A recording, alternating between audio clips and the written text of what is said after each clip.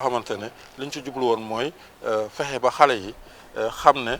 seen taxawaay ci wàllu yalwaanu xale yi am na njariñ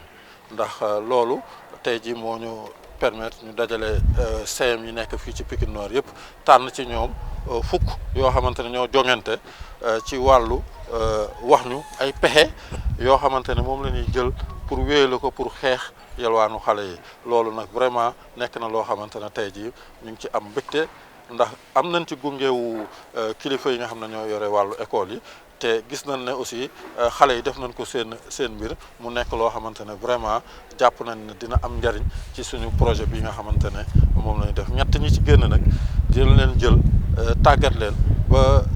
interpellation yi nga xam ne war nañ ko def jagleel ko autorité yi ñoom ñu nekk porte parole xale yi pour que ñu jàkkaarloog autorité yooyu interpeller leen. nag lim ñu dese mooy taxawal benn brigade te foofu ñu jëm nag dañoo soxla woon xale yi seen bopp ñoom ñu def plaidoyer bi xeex ko parce que mendicité dafa ñaaw ñun ñii bu ñu ci bàyyi woon xëy na du ñu am doon li ñu doon moo tax xale yi tey bokk ci ñi nga xam ne ñoo doon seen avocat ñu defoon concours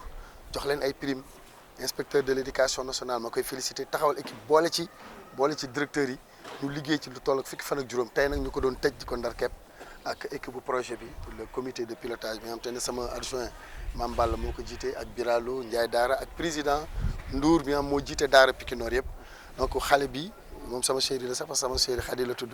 Khady Sall moo jël paie donc ñoo ngi koy félicité jox nañ leen ay cadeaux yu mucc ayib xale yi taalibe yaa ngi ñëw ba Pikine Nord xam nga Pikine Nord dafa xumb te xale yi yelwaan dañoo bëgg fu xumb Pikine Nord taalibe bu mag marché Zeng rek boo fi yelwaanee mën nga génnee xaalis bu bëri dem ndax commerçant yaa ngi fii te Sénégal ak aada yi ku jóg balaa ngay ubbi sa place da ngay saraxe moo tax xale yi duñ ko bàyyi station essence yi Pikine Nord bëri na fii ñaari angle yi donc mënuñu wax ne am nañ zéro mendicité ci biir Pikine Nord mais am nañ zéro mendicité bu Pikine Nord mooy waa Pikine Nord ñeenti daara yi koy def jàppale nañ leen ba ñoom presque sax soo demee seen daara doo leen fa fekk ndax léegi xale yi defatuñ loolu mais mënaguñoo tere gars yi di jël ay njaganjaay di wàcc si fii dama tudd benn commune nag mais ci commune yeneen yi ñu wër jóge sax bitim réew ci Afrique ñooy ñëw Sénégal am ñu leen yor di leen exploiter du leen sax jàngal alxuraan di leen indi donc ñun ñooñu la ñuy xeex